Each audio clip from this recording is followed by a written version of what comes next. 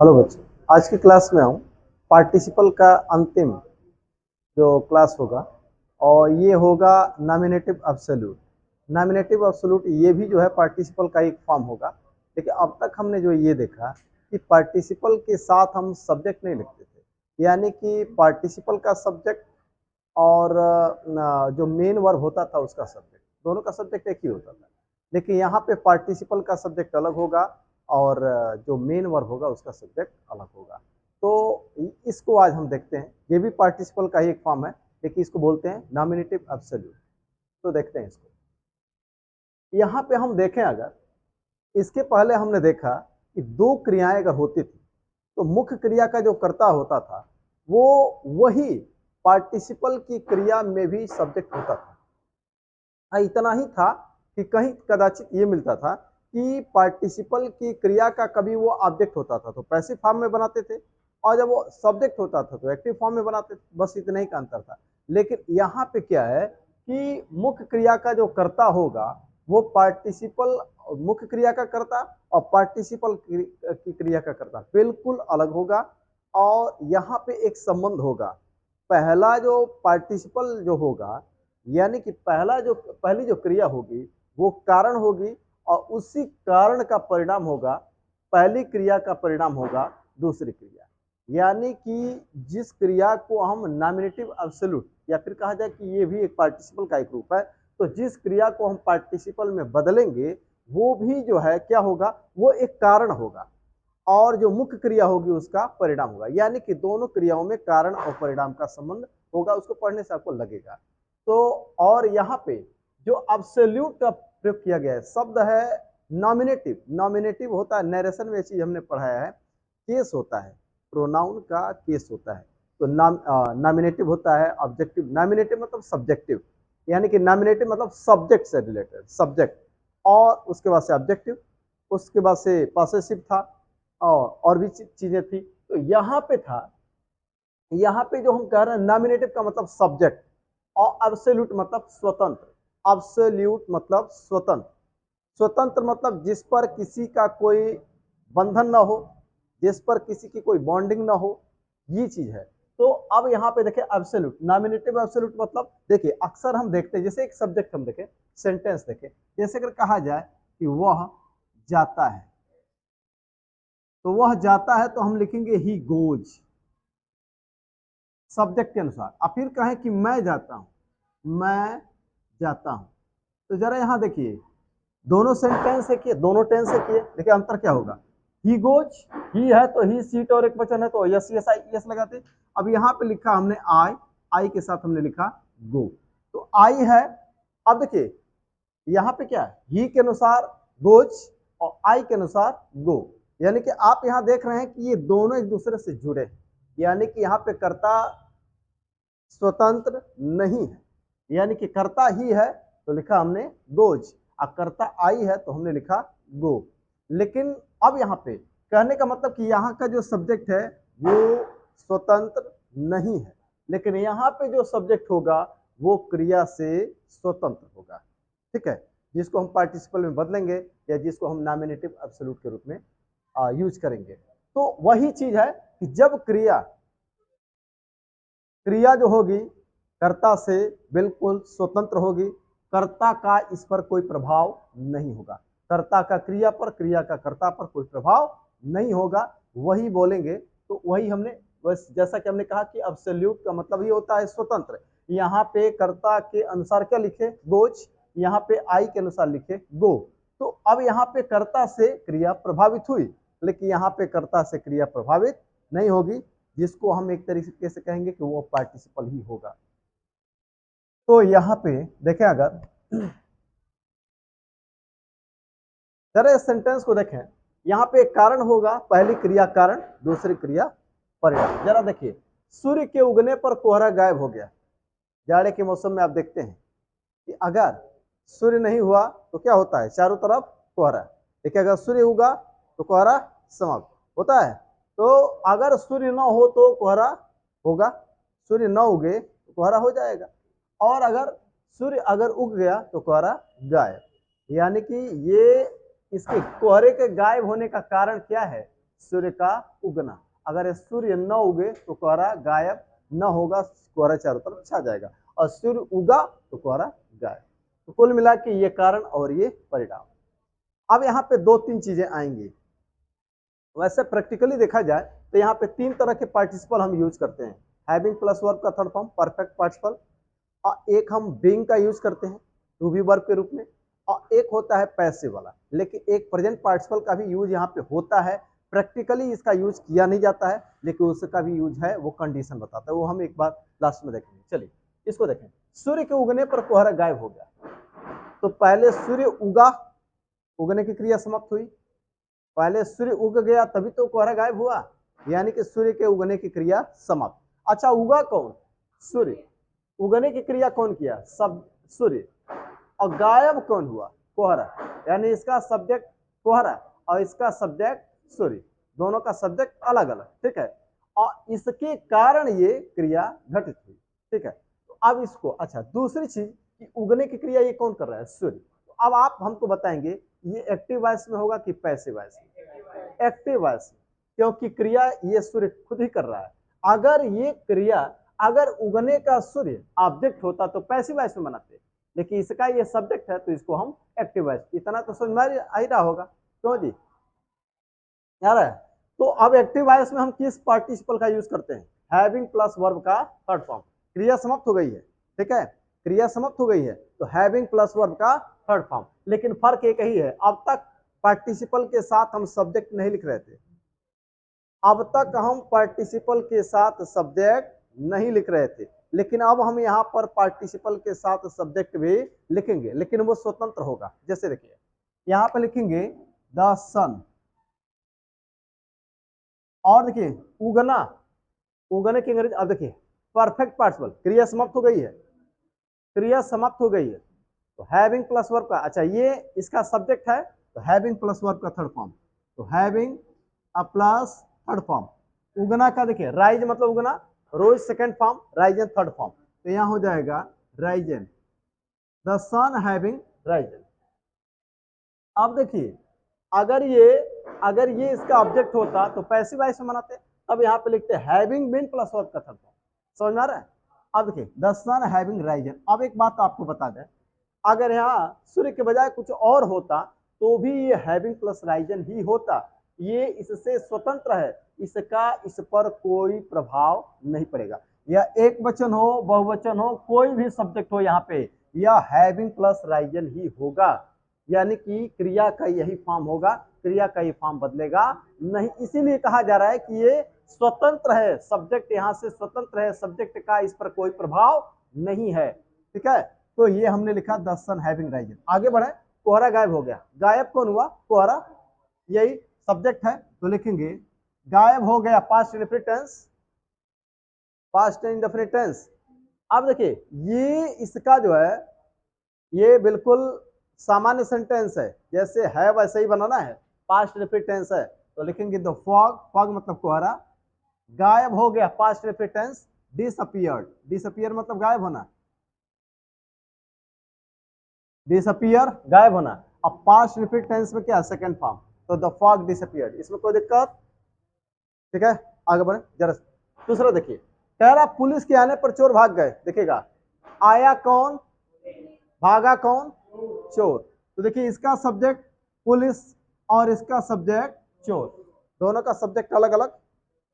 अच्छा, पुलिस के आने पर चोर भाग गए, पुलिस आई फिर चोर भागे, ये क्रिया कंप्लीट, फिर ये क्रिया हुई, है ना। अब यहां पे देखिएगा आने की क्रिया कौन कर रहा है? पुलिस। एक्टिव वॉइस में कि पैसिव वॉइस में? एक्टिव वॉइस में, ठीक है ना। कारण तो यही है, तो जो कारण है वही नॉमिनेटिव एब्सोल्यूट में बदला जाएगा, ठीक है। तो यहां लिखेंगे द पुलिस, फिर वही चीज हैविंग प्लस थर्ड फॉर्म, तो हो जाएगा having plus third form. Having arrived लिख लीजिए, अराइव फर्स्ट फॉर्म, एक है हैविंग प्लस थर्ड फॉर्म, तो हमने लिखा द पुलिस हैविंग अराइव्ड, कामा, कह रहा चोर भाग गए। देखिए इसका सब्जेक्ट अलग, इसका सब्जेक्ट अलग, यही इसकी पहचान है। जो अभी तक हम पार्टिसिपल पढ़ रहे थे उससे इसमें यही अंतर है कि पार्टिसिपल की क्रिया में अलग से सब्जेक्ट नहीं होता था, वही यानी कि यही सब्जेक्ट इसका भी होता था, चाहे वो एक्टिव वॉइस में था चाहे पैसिव वॉइस में था। ठीक है, तो द पुलिस हैविंग अराइव्ड। अब यहाँ पे चोर भाग गए, पास्ट डेफिनिट टेंस, तो लिखेंगे द थीव्स भाग गए, past definite, ran away. Run away मतलब भागना, रैन अवे, रन का सेकंड फॉर्म रैन, रन रैन फिर रन, तो रन अवे फर्स्ट फॉर्म। भाई अवे तो जुड़ गया, मेन वर्ब इसमें क्या है, रन, तो रन रैन रन, तो रन का रैन सेकंड फॉर्म, तो द थीव्स रैन अवे। जरा इसको देखिएगा, कहा गया कि तुम्हें पुरस्कृत किए जाने पर हम प्रसन्न हो गए। एक चीज देखिएगा, पुरस्कृत करना, किसको पुरस्कृत किया गया, तुम्हें पुरस्कृत किए जाने पर। अच्छा, पुरस्कृत न किया गया होता तो प्रसन्नता होती नहीं ना, तो ये कारण है, ये परिणाम है, ये कारण और परिणाम। और देखिएगा यहाँ पे सब्जेक्ट ये है और यहाँ पे सब्जेक्ट ये है, फर्क क्या है, ये पैसिव वॉइस में बनेगा। जरा देखिएगा, पुरस्कृत तुम्हें किया गया कि तुम किए, तुम किए ना। देखिए आपको एक चीज बताएं कि देखिए जिस सेंटेंस में सब्जेक्ट न हो, ऑब्जेक्ट हो, ऑब्जेक्ट हो लेकिन सब्जेक्ट न हो, तो उसको हम बनाते हैं पैसिव वॉइस। जिस सेंटेंस में ऑब्जेक्ट तो है लेकिन सब्जेक्ट नहीं है, तो उसको बनाते हैं पैसिव वॉइस। तो जरा देखिएगा, पुरस्कृत किया किसने, तुम किए कि तुमको किया गया, तुम्हें किया गया कि तुम किए, तुम्हें किया गया, यानी कि ये सब्जेक्ट की ऑब्जेक्ट, और ये सब्जेक्ट की ऑब्जेक्ट, ऑब्जेक्ट, ये था सब्जेक्ट, ये था सब्जेक्ट। देखिएगा, ये सब्जेक्ट था, ये सब्जेक्ट था, लेकिन ये क्या है, ऑब्जेक्ट। ठीक है, तो जब ये ऑब्जेक्ट है तो हमने कहा ना कि अगर हमने ये कहा, सुनिएगा, हम प्रसन्न हो गए, ये तो इसमें तो कोई दिक्कत नहीं, कह रहा तुम्हें पुरस्कृत किए जाने पर, यहाँ पे सब्जेक्ट कहाँ है, पुरस्कृत किसने किया, नहीं दिया है ना, देखिए किसको किया गया, तुम्हें। तो देखिए अगर किसी सेंटेंस में अगर सब्जेक्ट न हो, ऑब्जेक्ट दिया हो, तो उस सेंटेंस को हम बनाते हैं पैसिव वॉइस। सब्जेक्ट नहीं है, ऑब्जेक्ट है, तो वो बनेगा पैसिव वॉइस। ठीक है, तो जब पैसिव वॉइस बनाते हैं तो क्या करते हैं, ऑब्जेक्ट को ही सब्जेक्ट बनाते हैं। ठीक है, तो एक चीज तो है ना कि ये पैसिव वॉइस में बनेगा। बात समझ में आई मेरी, फिर से सुनिएगा, यहाँ पे सब्जेक्ट नहीं है, कौन पुरस्कृत किया, ये तो नहीं दिया, किसको किया गया, ये तो दिया है। तो जब ये दिया है तो अब जब सब्जेक्ट नहीं है, ऑब्जेक्ट है, पैसिव वॉइस में बनेगा। तो पैसिव वॉइस में ऑब्जेक्ट कोई सब्जेक्ट बनाते हैं तो हो जाएगा यू। अब आप बताइए पार्टिसिपल का कौन सा form, having plus third form की having been plus third form की बीइंग, क्या होगा, हैविंग बीन। पार्टिसिपल अगर पैसिव वॉइस में बना रहे हैं, पार्टिसिपल का अगर पैसिव फॉर्म यूज कर रहे हैं तो हम क्या लिखेंगे, हैविंग बीन। ठीक है, अभी देखिए यहाँ पे ये सब्जेक्ट था, यहाँ भी ये सब्जेक्ट था, तो having plus third form, having plus third form, देखिए इसका ये ऑब्जेक्ट है। ठीक है ना, हमने कहा ना कि ये पैसिव वॉइस में बनेगा, तो पैसिव फॉर्म क्या होता है पार्टिसिपल का, हैविंग बीन प्लस वर्ब का थर्ड फॉर्म। समझ में आया, तो जी चलिए, तो यहाँ पे लिखेंगे हैविंग बीन, यहाँ लिखा having been, plus verb, verb का थर्ड फॉर्म रिवॉर्डेड। अब देखिए यू, यहाँ पे यू है तो भी हैविंग बीन, अगर ही होता तो भी हैविंग बीन, क्योंकि ये इंडिपेंडेंट है, स्वतंत्र है, एब्सोल्यूट है। तो जब ये स्वतंत्र है तो इसका इस पर कोई प्रभाव नहीं है, यहाँ पे सब्जेक्ट कुछ भी हो, हैविंग बीन ही होगा, यहाँ हैज नहीं हो सकता, है मतलब और कुछ यहाँ हो ही नहीं सकता, हैविंग बीन ही होगा, ये पैसिव फॉर्म में है, तो यहाँ सब्जेक्ट कुछ भी हो। समझ में आ गया, तो कह रहा है कि यू हैविंग बीन रिवार्डेड, कामा, अच्छा यहाँ कामा दीजिएगा, और हम प्रसन्न हो गए तो लिखेंगे वी। अब देखिए होने की अंग्रेजी बिकम भी होती है, होने की अंग्रेजी हम गेट भी लिखते हैं, तो आप गॉट लिख सकते हैं, गेट का सेकंड फॉर्म गॉट, तो आप लिखेंगे गॉट। आप यहाँ बिकेम भी लिख सकते थे, गॉट क्या हो गए, प्रसन्न, तो हो गया हैप्पी। लास्ट सेंटेंस देखें, ये क्या है, उसके अनुपस्थित होने पर मैं उसके माता पिता को सूचित किया। सुनिए, अनुपस्थित कौन हुआ, उसके अनुपस्थित होने पर अनुपस्थित कौन हुआ? वह हुआ ना, इसको बोलने का ये तरीका है। अनुपस्थित कौन हुआ? हाँ, उसके अनुपस्थित होने पर, यानी कि वह अनुपस्थित हुआ। मेरे अनुपस्थित होने पर मतलब कौन हुआ? मैं। तो कह रहा है उसके अनुपस्थित होने पर, ये है आपका सब्जेक्ट और अनुपस्थित होना है। यहाँ पे तो ये नॉन एक्शन वर्ब है, कुछ कर रहा है क्या यहाँ पे? नहीं ना, नॉन एक्शन वर्ब है। तो यहाँ पे हम किसका यूज करते हैं? बिंग। पार्टिसिपल में जब नॉन एक्शन वर्ब हो यानी कि टू बी वर्ब हो तो वहां पे हम बिंग का यूज करते हैं। मैं उसके माता पिता को सूचित किया। अगर वो अनुपस्थित न होता तो क्या हम ये करते? नहीं करते। यानी कि ये कारण, ये परिणाम, और दोनों का सब्जेक्ट अलग, दोनों का सूचित कौन किया? मैं। अनुपस्थित कौन हुआ? वह। ठीक है, यहाँ नॉमिनेटिव एब्सोल्यूट। और फिर क्या लिखेंगे? ही। अब यहाँ पे लिखेंगे क्या? बिंग का यूज। जब भी पार्टिसिपल में जब नॉन एक्शन वर्ब हो तो आपको यहाँ पे यूज करना है बिंग का, यानी कि ही बिंग। अब क्या है? अनुपस्थित है तो ही बिंग अब्सेंट, ही बिंग अब्सेंट।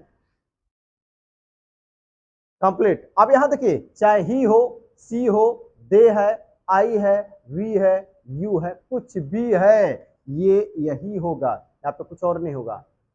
जैसा कि हमने कहा कि ये इंडिपेंडेंट है, बिल्कुल एब्सोल्यूट है, स्वतंत्र, इसका इस पर कोई प्रभाव नहीं है। चलिए, ही बीइंग अब्सेंट। फिर मैंने उसके माता पिता को सूचित किया तो I informed his past indefinite tense parents. Nominative absolute में जनरली ये तीन तरह के सेंटेंस हमने देखे हैं, ये तीन तरह के सेंटेंस ज्यादा प्रैक्टिकली हम यूज करते हैं। अब एक सेंटेंस और होता है यहाँ पे। अब आप सोचेंगे कि प्रेजेंट पार्टिसिपल का यूज तो आपने यहाँ पे किया नहीं, क्या इसका यूज नहीं होता है? होता है, लेकिन इसका यूज बहुत रेयर है। इसका यूज अगर आप शायद किसी बुक में एक लेसन में नहीं 10 लेसन पढ़ेंगे तो शायद किसी एक लेसन में, 10 लेसन में से शायद किसी एक लेसन में उसका यूज आपको दिखे, लेकिन होता है, वो भी हम आपको बता दें। वहां पे कंडीशन थोड़ा सा अलग होगा, वो कंडीशन बताएगा, शर्त बताएगा। जैसे देखिए, बिठा दे इसको। चलिए, कारण परिणाम का संबंध वहां भी होगा, लेकिन वो शर्त भी बताएगा।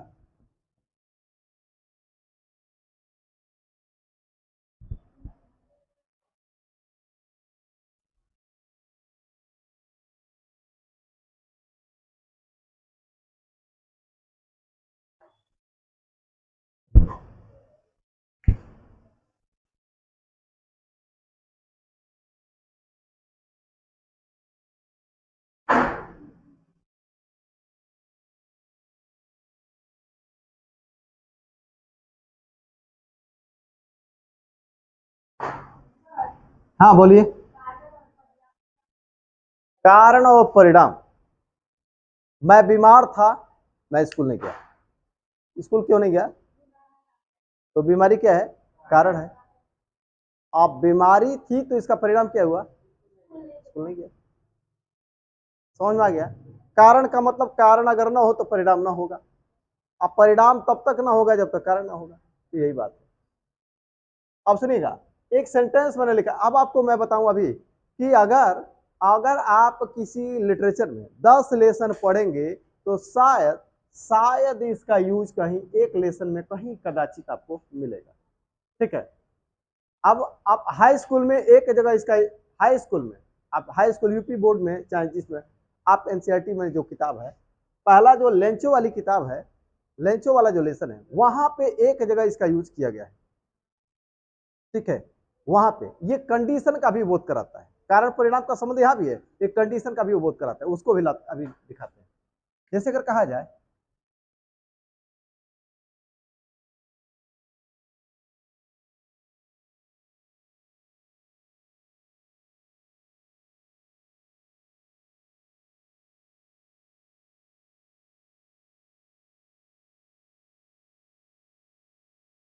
तो इसका यूज चूंकि ये रेयर है, बहुत ही रेयर इसका यूज है, इसीलिए मैं बोल रहा हूं कि कुछ लोग इस यूज को गलत भी कह सकते हैं, क्योंकि इसका यूज बहुत रेयर। ठीक है, लेकिन ये चीज हमने लिटरेचर से भी लिया है, कई जगह और भी एक दो जगह मैंने देखा है, इसलिए इसको मैं बता रहा हूँ, ये भी यूज है लेकिन रेयर है। चलिए देखिए, कहा जाए कि मौसम बेहतर रहा तो हम स्कूल जाएंगे। कारण तो ये भी है, देखिए एक शर्त ये बता रहा है, हमारे स्कूल जाने की शर्त क्या है, मौसम का बेहतर होना, मौसम बेहतर होगा तभी हम स्कूल जाएंगे, है ना। मैं अगर मौसम बेहतर रहा तो स्कूल हम जाएंगे, या मौसम बेहतर होगा तो हम स्कूल जाएंगे। फिर ये कह रहा कि ईश्वर ने चाहा तो बारिश होगी, ईश्वर ने चाहा तो बारिश होगी, लेकिन इसकी एक शर्त है क्या, कि ईश्वर चाहेगा तो, ठीक है, ये दो शर्त।